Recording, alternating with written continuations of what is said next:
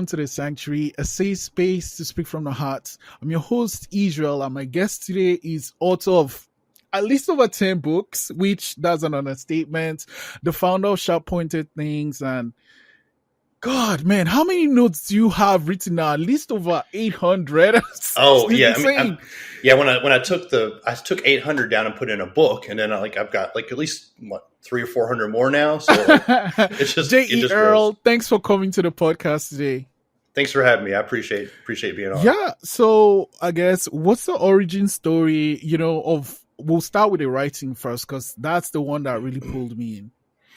Yeah. So, I mean, you're right. Everything has a little origin story. There's so many things. So, but the writing, like I've always written, like as far as back as I can remember. I think I told you before that I had entered a competition in my elementary school, and like it's always nonfiction. Like I'm horrible at fiction. People ask me, "Hey, will you write erotica? Will you write this?" I'm like, no. If it actually happened to me or actually happened to someone or I've studied it, I can write about it, but I cannot write about things that are just made up in my head. Now that's weird because I love, fiction works. But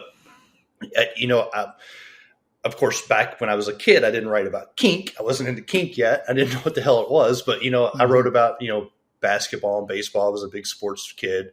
My grandparents bought me a typewriter when I was, I want to say 7 or 8. Like the actual thing that you have to do this. Yeah, people don't realize you could, like, your computer screen, you're just like touching the keys. Like this one, you were like, bam, bam, bam, yeah, bam. And you had to do that thing at the end to move it back. Yeah. I tell people I'm so old. When I went to high school and I learned how to type for real, like we used electric typewriters. There weren't even computers, so it's horrible. So, But no, I love writing, and I love it's therapy for me. It conveys my thoughts. People seem to get help from it. I will sit down and start writing something, and I have no idea what I'm going to write about, and then by halfway through it, I'm like, whoa, I just discovered something. I just found a way to put something into words that I've never been able to describe. Mm-hmm. So it's people ask what my hobby is. It's one of my main hobbies is writing. So, and I like to write about things I know, Yeah. I mean, like the way, I guess to me, I don't want to say I don't like pretentious writing, and I understand when you have like really cool words, you want to use it, but I want to read as if I'm reading a book that's for high school, and I find your writing is really inviting. It's like whatever as long as you know how to put words together, it's really pulling it. Why do you use that writing method? Right, you make it really simple, but you don't dumb it down. If that makes sense. Yeah, this is not to brag or be like cocky about it, but people have called me, like when I write on a subject, they're like, you're like the Thomas Paine of that subject. And Thomas Paine was a very plain writer, but he wrote like kind of with force, like, dude, like, why aren't you getting this? Here, I'm gonna lay out all the steps. There you go. That this should be simple. This should be easy for you. But yeah, and yeah, when I start writing, I have a topic in mind, but I don't have and I might have some quote from a movie or a book. Like I just draw out of popular culture, like continuously with my writings, but I don't sit down to be preachy, but I can be preachy, but I don't sit down to do that. I don't sit down to talk to a specific audience, but I am aware, there's an audience there that's consuming it. Yeah, no, I mean, I love your writing. So, thank you. Did I guess your grandparents giving you that gift, did it start it, or were you writing before that gift happened? Yes, I was writing before that happened. I was kind of one of those kids that was an early reader. My parents never sit down with me with books, but the house had books and I would just pick them up and start trying. And it was one of those weird things, I still remember when I kind of discovered I could read. It's just one of those weird, most kids don't remember that because it's so far back, but I just kind of, but no, I've always been kind of fascinated by words, and, I see it in my daughter. She's 9 now. But even years ago, she would just come up with a word. Like we'd be like riding in the car and she'd come up with some word and I'd be like, how do you know that word? Like, that's like not your age level. So, I think some people just love words, and some people, that's what they stick with. That's what they latch on to very early on. That's great. Okay, well, I love your writing, but I can keep this podcast just about writing, but you are a man of many skills. So, before we get to sharp pointed things, what was the kink introduction? So people ask me this all the time, and it's hard to put a pin in like the day, like, I think no one probably can, but when someone asks like, well, when did you know? Like, it's hard to put a pin in that. Like, I guess even from a, very early age, like teenager stuff, like, when you go back and people were like, you talk to people and they're like, oh, I had a fantasy of this when I was, young, or, a young man or a young woman.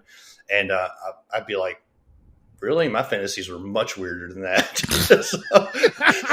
so people are like, well, what did you think about it? I'm like, oh, you don't want to know. So, no. But it's why it's hard to put a pin in, is because like, you don't know if you're weird. You might think your vanilla stuff's weird. You might think, your stuff's really weird, and it's not. It's just vanilla.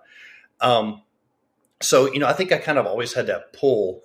I jokingly tell people, you and I talked about being old, me being old, not you. Talked about being old, and like I remember the old Wonder Woman live action series with Linda Carter, and like I don't remember watching many episodes where she wasn't like tied up at some point in there. Wonder Woman, everyone knows the history of that. It goes back. It's basically bondage and BDSM stuff, even in the old comic. And so, there's things that stick out to you in your head that, you're like, okay, I'm a little weird. But, I never got really a chance to explore it, because I tell people this also. If you've only been in like vanilla relationships, you don't really, your mind tells you that this isn't something that people accept. This is like, something that 0.0001% of people do, and you're never going to find those things.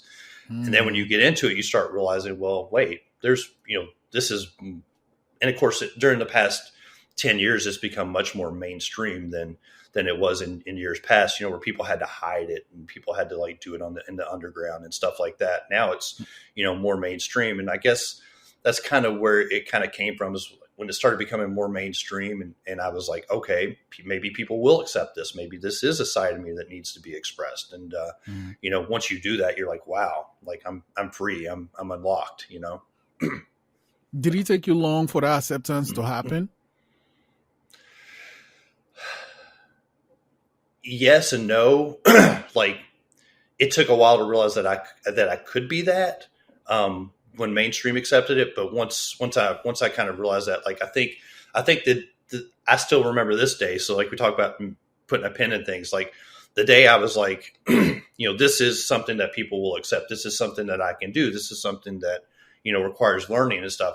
I think I stayed up that night, like all night. Like I was just like on the computer all night, like trying to digest everything. Like, what do I like? What do I want? What do I want to do? And there wasn't, we talk about FetLife, but there wasn't FetLife wasn't my introduction. Like, I got introduced through a website called Literotica. And they had a BDSM forum, and it was very, very bare bones. But there were people there. There were people talking about it. And I was like, okay, so, you get a little education there, and someone's like, hey, have you ever been on FetLife? I'm like, what the hell is that? And then you go, and it's like going from driving a Pinto to a Ferrari, So. Oh, that's a huge leap. Yeah. Holy shit. Yeah, no. I mean, I understand what you're saying, and that progression. And then when you got on Fet, what was it like for you? Well, and how long have you been there now? I started on Fet in around 2011, 2012. And, people think, they look at your Fet, you look at your followers and look at your writings and look at what you've done. And they think, well, you just got on there and just snap, you were into it. But I think from like 2011, 2012 to 2015, there wasn't, I think I had 4 pictures. I think I had no writings. No one followed me. No one knew who I was. No one cared. So I tell people too, the good thing about that was, I was stuck in vanilla land, but I wanted to be not in vanilla land. And so then when I met my baby girl, I met her on FET. We just got off of FET. We were like, it's probably not a good thing for us to be on FET. It's kind of toxic, so we just got off FET for like 3 years. And that was good because we had digested the writings. We knew where we wanted to be, but we weren't getting influenced by things. So we were able to develop our philosophies and our way of doing things I say in a vacuum, but it was kind of in a vacuum. Like there was no one, you didn't have to, now you get on FET and people will tell you, why are you doing that? That's weird. And that's dumb. And don't do that. You get all these opinions about, things that used to be, this is the hard and fast way of doing it. And so when we got off and we started developing our own philosophy, and, I could test things, I could say, is this working? And no one was watching, no one was judging. So, we would test something and it didn't work. Like, then we'd adjust. Mm-hmm. So like when I got back on FetLife, it wasn't, I was taking people's writings and regurgitating them. I was writing about what I had learned not being on FetLife and what I had learned actually putting things into practice. And you find so much of that on FetLife now where people are like, well, I'm not a Dom, but I want to talk about how to be a Dom. And I'm not this, but I want to talk about being this. And it's just like everyone wants to have an opinion, but they don't want to do the work to get to that opinion. So, yeah. I think, I guess in my opinion, what I think is happening is that the internet in at least the last, 10 to 5 years has made life so convenient that people are not willing to do the work, right? I just push a button and everything happens. Everything happens. So people are not willing to put in the work to do anymore. To achieve anything really. It's like, well, why worry when I can do that? And I get it, whatever, but I believe, to me, the pleasure for me in doing the work is actually learning in the process of doing that thing. Yes, I absolutely agree, because you don't do it right the first time. Like, no one gets on there and just is like, I did it right the first time. And you're right. I just wrote about how people, like, in the past, and I'm going to sound like old school and stuff, and I'm not. But in the past, back in the old days, back when these kids these days, but no, you weren't, like, people didn't turn it off and turn it on. Like, you didn't, like, when you said you were kinky or you were in DS, like, you didn't walk, you weren't like, I'm not going to do it this week. I'm just going to chill, like, it's like, I get that people can do that, but like, it's very jarring when you're with someone who can turn it off and on and you're not that person, or, you're the person that turns it off and on and you're with someone that's just like, dude, can you chill? Like, what's going on? Like, but it's not to me. Like, I mean, some people will see it as a hobby and some people will see it as something they play at. And I mean, some people don't. And, the learning part for me is learning that not everyone sees it the way I see it. Not everyone wants it to be on all the time. I mean, and you know what? If it works for the person, it works for the person. Finding out what works for you takes time, as you say. And maybe that period when you guys left, that was when you were like, okay, this is who you are, this is who we love. And then when you come back, now we're talking of over 100,000 people listening to pretty much everything you say. How do you even navigate that? That's a crazy number. Yeah, I don't. It is crazy. It's not something I try to think about, but it does get brought up to me a lot. My slave will be like, "Oh, you're at," she's not on FetLife right now. She'll get back. She'll look at my FetLife. She'll like, "When did you go to 103? When did you go to 102?" Like, I'm like, dude, I don't know. I don't even try to keep track of that. Like, and it's, I don't know. It's weird because, I am very outspoken. I'm very forthright. And, I think a lot of people follow me because I said something that they enjoyed or they related to. But then the next thing they're like, I don't know if I relate to that anymore. But, I mean, it is, I was talking to someone else who has a large following on FetLife yesterday on FetLife. And, we talked about kind of like the drawbacks and the rewards to it. There's definitely both of each.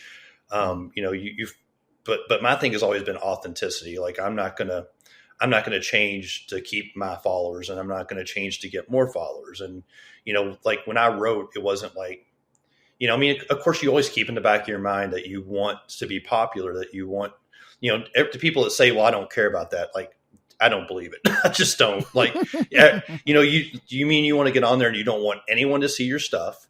You don't want anyone to relate. You don't want anyone to like you. You just want to like that. That's the problem, is that you want people to relate to your stuff. But how do you not, like, authenticity is like a big subject with me. How do you not change what you're saying and what you think and what you believe to try to get people to like that? I've never been good at that. I don't play at that. So like that, what I do is what I do. And like people liked it. I was like, cool.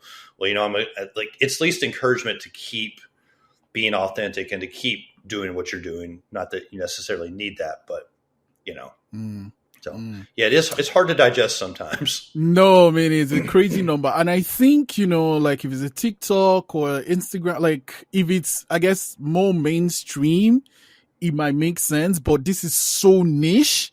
And then you got like, it's insane to me. Like, what? I remember seeing that number and it's like, nah, it's not real. Cause I'm not wearing my glasses now. I'm like, oh wait, I need to put this on. I'm like, no.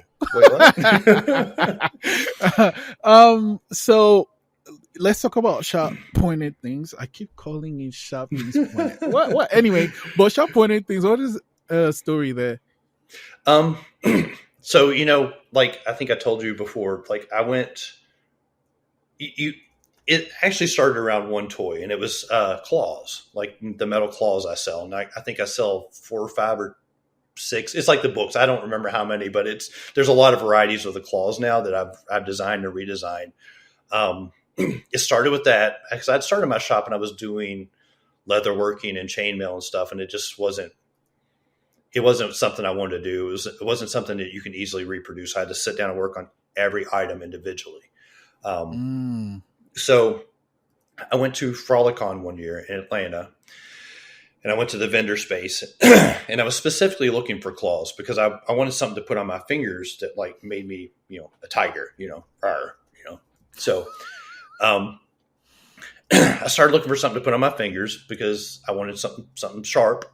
And I found a couple different places, and they had claws, and they weren't that sharp, and they weren't adjustable. And you'd put them on your fingers, and you do this, and they'd all fall off. Right. And I'm like, yeah, I don't want that. So I found that people were taking finger picks for guitars, where you pick at the guitar strings. People were taking them and sharpening them. So I started sharpening them, and I started selling them. And I thought, these are okay, but they're not great. They weren't stainless steel. You couldn't sterilize them or sanitize them, I should say, very easily. They were, still a little hard to adjust. They were kind of smallish.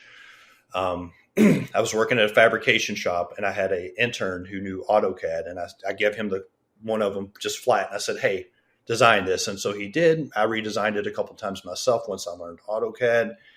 And kind of the rest is history. I started cutting them and selling them. And then, people would, I'd show them to people in different communities, and they would say, oh, this is crazy, man. No one's going to use this stuff. It's like, you're going to rip people open. Like they're going to be all bloody and stuff. Like, oh yeah, no one loves that. That's not anyone's kink at all. So, yeah, so I did that. And then, I think I had maybe 4 or 5 products, claws, some scratcher paws, and some little metal things that went on rope. And then I wanted to do something that went around rope, which was the beginning of the rope thorns. And I started trying to cut it out of metal, and I would bend it, and it would just kind of, wasn't good. So I tried that a couple times, and I said, well, we have a 3D printer at the shop where I worked at. I was like, maybe I should buy a 3D printer and try some of this stuff. And I did. And, the design, it just kind of snowballed from there. I think I've got 200 some products now.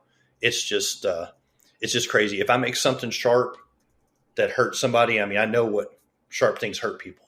I put it on there. It will sell. Like people they've been wanting that forever. And like, there's not been a lot of, but now I'm seeing people pop up doing the same things. So, I mean, it's kind of opening that, that new niche, because before there was stingy and there was study and there was needles and scalpels, and there was no, you could, if you either wanted, to impact with someone, or you wanted to poke them in their skin or cut them open. And, now there's, things that, I put the spikes on the paddles, and now you can put spikes on rope, and now you can, so I'm always thinking of something. I'm always trying to design something new. And how long has it been? Was it always called sharp pointed things right from the get go? No, I mean, I can't remember what the name was. Something to do with Angel, because Angel's my baby girl. And then when I started cutting the claws, I was like, I need to rebrand. And I'm like, what should I rebrand as? And I'm just a very literal person. They're sharp pointed things. People laugh at that name. It's hilarious, but also it's funny. You're not going to forget. Oh, what's your shop name? They're sharp and they're pointed. Like that. That's all you need to know. So I sell things that are sharp and pointed. Exactly. So let's talk about. I mean, I think to me the anchor of it all is the writing. So I'll come back to that. The books, right? What was the? What was the motivation to actually start a book, and why didn't you end at one? Because like I said 10, but they're like 50 and stuff for your age. Yeah, so I've been writing books for a while, and the way I write books in other subjects, I've been doing it in other subjects since about 2007, 2006. I would write articles for magazines. The magazines would publish the articles, then the rights would revert back to me after the magazine was published. So I had all these writings, and they were roughly on the same subject before, outside of kink. And I thought, well, what can I do with them? The rights reverted to me. And like I had, 75, 80 writings on the subject. I would just take and put them in a book, and, use, put them in this section, use things to connect them, paragraphs to connect them, put them in, add an introduction, things like that. And so once I'd written, 100, 200 writings on FET, they were kind of focused on one subject, and I will get on one subject for a while, and I will kind of focus on that. So the first book was How to Train Your Little, which was all about the daddy dom little girl dynamic. So, I published it, and then, there was 100 more writings on daddy dom little girl. So I'm like, okay, there's volume 2, so the books kind of wrote themselves based upon the articles I put on FetLife. I could write an article for FetLife, and it's like taking that bite of the elephant. You can't eat the whole elephant at once, but if you have 60 writings on a subject, you can put them together. So, I'll get on a subject, and I'll stay on it for, a month or 2 months. And then all of a sudden, I've got 30 days worth of writings. Mm-hmm. So that the little books, and then also, there's not a lot of books out there. When I first started into kink and DS, there's not a lot of books. There's, Jay Wiseman has a good book, but he's more focused on S&M. There's the new topping book. There's a new bottoming book. There's Screw the Roses, Send Me Thorns. There's a couple. There's like 4 or 5 books, and I read a couple of them, and I'm like, man, they're very focused on one specific subject, but there wasn't a lot to do with the DS part. And you and I talked about the DS part. It's harder to put into a book because it's not pick up a paddle, swing the paddle. Here's what a paddle looks like. These paddles come in different configurations. Here's the different wood. It's, how do you get that mental aspect? How do you get the emotional aspect of it? And, I found that was something I could write about fairly well, the philosophy on it and the things like that. Again, going back to the nonfiction versus the fiction stuff. Like people would ask me like, well, how does it look like? Well, dude, I don't know. Here's how mine looks like. I can write about mine. I can't write about everyone else's. So, excuse me. So yeah, that was kind of the impetus for the books. And, I had all these writings, and I needed some way to connect them and put them together where someone could pick it up and read it cover to cover and be like, okay, I understand now. Wow, I love, I guess, the writings, and I'm curious now, what is the process when you want to write? Usually I will get a subject stuck in my head.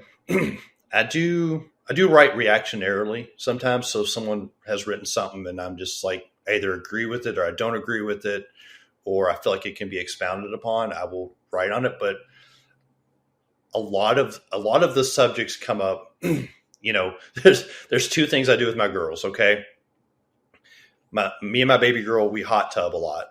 I've got a little hot tub outside, and we'll go outside and we'll hot tub, and we'll just start talking about things.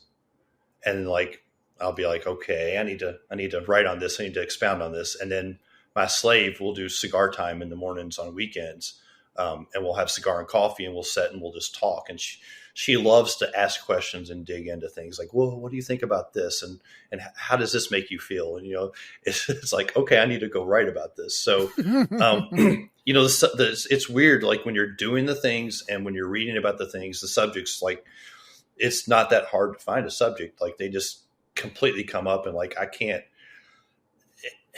even if like a subject came up and I was interested in it and I wanted to get it out of my head, it's not going anywhere until I write. Like I have to write it out. I have to get it out. So yeah, that's that. And it's obviously, if you're living the stuff and you're doing the stuff, things are going to come up and things are going to happen. You're going to be like, I need to write about that. Other people could learn, or, I need to write about that. I got to get it out of my head. So, that's kind of how it comes up. I mean, and I guess it's different too. Like basically I work in kink, I do the coaching, I do the books, I do the toys. So I'm not very far disconnected from it all day long. So like, if you're immersed in an industry or immersed in a topic, that's probably what you're going to write about. So, yeah, that like I tell people it's funny, like the writings, like they come out, like I can't stop them. So. Yeah, no, we talked about, I guess you having hundreds of thousands of people on your account, but your writing to get all those engagements, like there's almost comments, all these loves on the writings. How do you navigate those comments? Because I mean, there are some people that are really passionate about disagreeing with some of the things you've written. Yeah, I mean, people say I have a thin skin, and I do to some degree. Like, this is, I say when I put a writing out, like right when I first started writing, I was like, this is like my kids, man. Don't come in my house and tell me my kids are ugly. You can think they're ugly. They may be ugly, but don't come in my house and tell me my kids are ugly.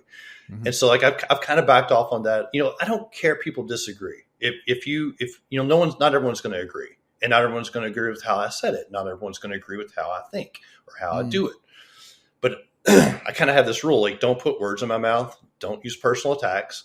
Like if you like people, and for the most part, people can respect that. And you can tell the people that don't respect that, they just want to fight. They're just gearing up to fight. And, I block, go on, so, I mean, like I tell people someone called me was it a literalist? And I said, well, what the hell does that mean? And I mean, I know I'm very literal, but she said, well, you think words mean exactly what they mean. Yes, that's what I think. Like it's like you're not putting something, like people say, well, it looks like you're implying this. Did I say it? Because if I didn't say it, I'm not implying it. I say what I mean. And if I didn't say something, I wasn't necessarily implying or not implying it. I just didn't say that. Like. So, but yeah, I mean, it's tough. And I mean, you definitely don't want everyone just agreeing with you all the time. You don't want everyone just, you being like, oh yeah, you're so great. Like that gets uncomfortable too. Mm-hmm. I want people to challenge me, and I want, people will challenge things in a polite manner, and I'll have to think about, here's my stance. And, I don't change it very often because I feel like a lot of people come at you with theory, like, well, in theory, you should technically, like, no, that's your theory. In practice, I've seen it work this way. Like, I can only tell you how I've seen it work. It's not going to work with everyone. It's not going to work with, even probably 99% of the population. But for, there's things that will work. And getting back to what I don't, that whole, concept where I didn't believe kink was even something that could happen or work. Like, I don't want to give that to other people. I don't want people to come on my writing and go like, that's not going to work. Like, well, maybe it doesn't work for you. Maybe it doesn't work for the person you're with. Maybe it doesn't work at all, but I've seen it work. So I want that failure of imagination to go away. Like, imagine this can work. And then if it doesn't work, it doesn't work. Then you make an adjustment. You figure out how your side's going to work. Forget about this guy. He doesn't know what he's talking about because I made my own stuff work now. Now you start writing and someone else tries something and then they do a little bit more. So it's like this beautiful circle. Talking about writing, there are two writings recently. Man, you churn this thing out like, I don't know, 2-3 days sometimes, but there's this one about young doms and like this negative I guess reaction to them. And then the other one that also stood out for me recently was the one that, dominance and kink are kind of like we are different lanes. Do you want to touch a bit on both writings? Yeah. So the young dominant thing is just something that's been going on forever. It's like the easy target on FetLife and in kink. And I've been to enough munches. I've seen young guys walk in and God, these kids, like, why, we did the munches here in the town. It's a college town. So, I mean, there was a lot of 20-year-olds and a lot of 21 and 22 and 23 and 24-year-olds. And, I get where people are coming from. They don't have the life experience, but also I've met 21 and 22-year-olds that, I had a guy after I wrote that writing, he wrote me an email or a FET message. He was, pretty local, 20 or 21. I can't remember which. And he was like, hey, what you said makes sense. Can you help me? And, I was like, yeah, what do you need help with? So I get to talking to this guy and realize, yeah, he's 21 or 22. I can't remember. Don't quote me on that. And, start talking to him and realize like, basically he had catastrophes in his family, tragedies, I guess. And he was like helping raise kids and like helping support the family. Yeah. I mean, most 21, 22-year-olds aren't going to be like that, but there's 21 and 22-year-olds out there that, had to step up, had to be the dad, had to be, like ended up raising kids. I mean, there's enough people in my personal life that, they lost parents or something and the sister or the brother ended up raising the other kids. So, I mean, we can't just put that upon them and be like, well, they don't know what they're doing because they're too young. I mean, yes, they may not have, again, this is like where we conflate kink with dominance. Yeah, he's not been swinging a paddle for 30 years. Yeah, he hasn't had 40 slaves. But, it doesn't mean he doesn't deserve a chance. It doesn't mean he doesn't just, and, I kind of think back to my stuff. Like, I had a lot of theory and I had no practice when I met my baby girl. But we kind of learned together. And, what's weird is you have these 20-year-old submissives, often female, that will say, oh no, I want a 50-year-old dom. I want someone with experience. Well, what have you done to earn that experience? And that's always the I can get a 20-something-year-old sub and I can, teach her and I can, it's not grooming, but it's, and I wouldn't call it creepy, but it can get into that territory. But it's also like, why do you give them the benefit of the doubt? They come into a dynamic. They don't have any experience submitting. Mm-hmm. Is it? And it kind of came back to this thought in my head, like, well, okay, everyone says submission is so hard and dominance is so easy, but we're going to give a 20-year-old submissive with no experience a pass. That to me tells me that you think submission is easy and the dominance is hard. So which is it? Like, we can't say one's a gift and one's not a gift. And, this one's very important and this one's not important. They're equally important. And, I also get this a lot. Well, you can't teach dominance. No, but there's a lot of people that have fell into cultural norms, societal norms. They've gotten into a bad vanilla marriage. They've gotten into bad relationships that are dominant. They feel dominant, but they can't express that. They need someone to help teach them. Here's how you express that. Here's how you do that. Here's the right way. Here's the wrong way. you see these guys and these girls cut loose from vanilla relationships and they get into kink and they're just like, boom, everything all at once. Like, and that's the people who end up making mistakes, and they don't do it on purpose, but they don't have that. And also, there's, again, we're going against 20-year-old doms, but there's a lot of, 40-year-old submissives that just got divorced and never done kink. There's, 50-year-old men who, want to be a sub or a slave, and they've never been able to do that in their life. So I don't think we can look at age as the prevailing factor. And, people again had the point, well, yeah, but they're not going to have the experience. They're not. But that gives you an opportunity to learn and grow with someone. That gives you an opportunity to, like these dudes when they're 20s and they're trying to do this stuff, man, like I wish I was doing rope when I was in my 20s. Like I'd be so much better right now at it. Like give them a chance. But I think a lot of people get mad because these kids are going to replace us one day. We're going to be old in a wheelchair. I can't do my suspensions anymore. And, here's this kid, you learned when you were 20, and you're really good at rope now, So yeah, I think that's a lot of it. And, that writing kind of fed into the writings kind of feed into each other. The other writing kind of fed into that because, I just mentioned like, a 20-year-old, doesn't have 15 years of experience, tying, or 15 years of experience doing impact, or 15 years, but that's kink stuff. You're trying to tell me like a 21-year-old can't learn how to be a leader.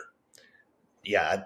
And the thing I said, like, I was leading a department by the time I was 21 at work, and I worked for a very large company, and I had a house, I was, dealing with stuff, there's people that have kids when they're younger than 20. So, I mean, people conflate the dominance with the kink for sure. They definitely we've gotten into this mode in the communities and on FetLife where I like to spank people. I'm a dom. Did that like I'm just like, wow, like how do you not understand that's not you? Yes, you can spank people and be a dom, but just because you spank people doesn't make you a dom. Just because you like impact doesn't make you a submissive. And again, speaking to authenticity, that's where we get into trouble because you get, I've gotten into bad relationships with people who said, well, I'm a submissive. And really they just liked the impact, or they liked the rope, or they liked, someone to care for them a little bit. That's not, you don't necessarily have to be a submissive to get those things. And you don't have to be, you don't have to get those things to be a submissive. You can be like, I want to be a submissive or a dominant. I don't want to do any of this impact weird stuff. I don't want to do any tying. I don't want to do anything. I just want someone to exchange power with. And that's what it comes down to. Or like, are you exchanging power, or are you, you get people that say they're in power exchange, but what they're doing is they're fighting every exchange. Every exchange is like, when you go to the store and you're like, I don't want to pay, $2 for this can of green beans. I want to pay $1. And no, this $2 is what it says on it. $2. You have to pay $2. No, I only want to pay $1. Can I steal it? Can I take it out of the store? Can I borrow it? No. The price is the price. You have to pay it. Wow.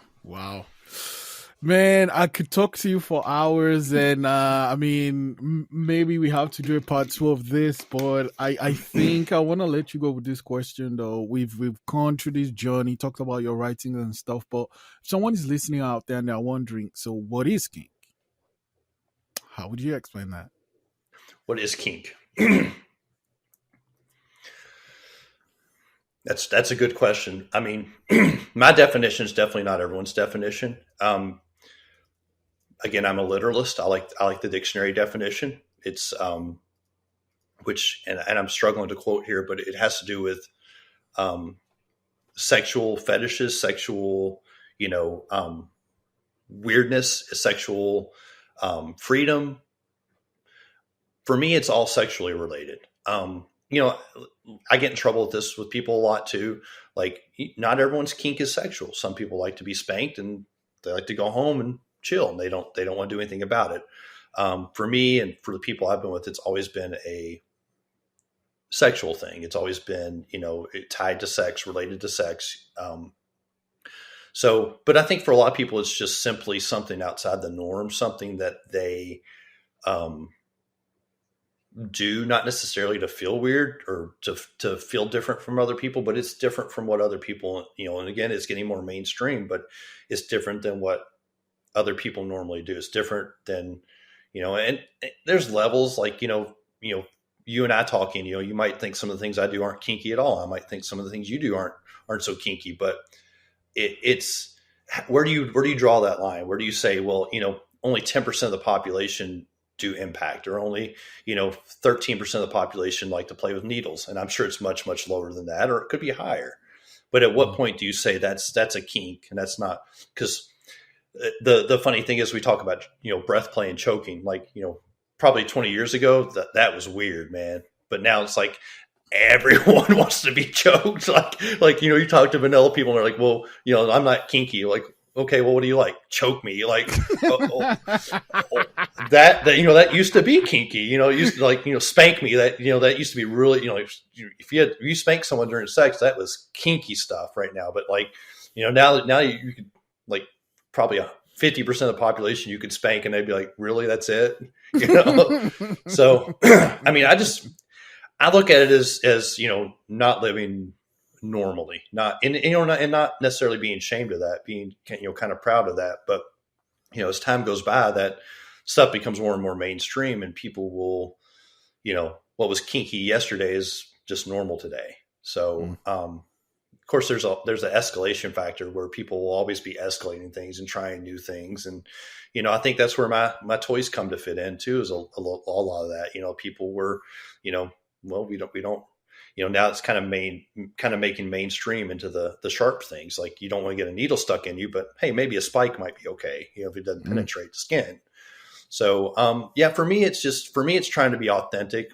I've said it before. Kink is like the one place where you can be authentic. I shouldn't say no one. There's kink shaming that happens in communities, but for the most part, no one's trying to shame you for the things that you're doing. No one's trying, I guarantee you, I could post a writing on FetLife tomorrow about doing the weirdest thing you can imagine. There'd probably be 20 or 30 people that'd be like, yeah, I like that too. Thanks for writing about that. I didn't know anyone else liked that, So I think it's just about being authentic and, trying new things and having an open mind and, not being afraid that, you're doing necessarily something weird or something bad. And, as long as you're doing it consensually with somebody who enjoys that as well, then, I mean, who's to stop you?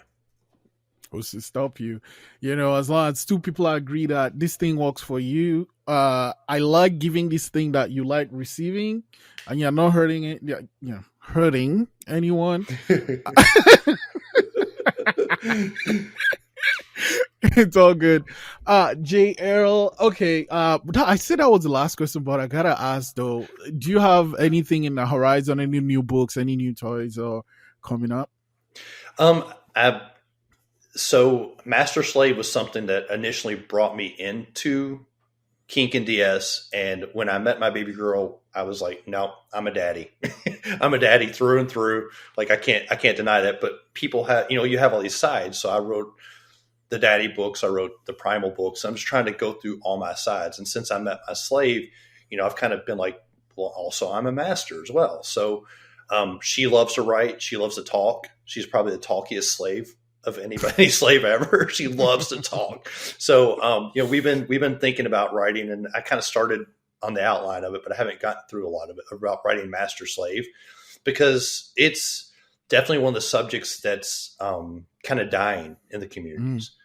For a little bit there, the daddy dom stuff had died, and then you saw this influx of people coming in and they wanted to be daddies, and the soft dom stuff too is I'm not a soft daddy, but the soft dom stuff has its appeal to sharp people. Pointed things. Hello. Yeah, exactly. Yeah. Not soft at all. Right. Yeah. So, kind of working on that book. And then of course, I can't tell you what's going on with sharp pointed things, because it's every day there's something new, and like, I'll get a bug in my head and I'll be like, oh, I got to make this thing that people are going to hate, but I got to do it. So, but yeah, doing the Master Slave book, and, just continuing on and trying to learn myself as well. So it's always a journey. Yeah. Earl, thank you so much for sharing your writing and so much of yourself. And thank you so much for coming to the sanctuary today. Well, thanks for reading. Thanks for having me on. I appreciate it.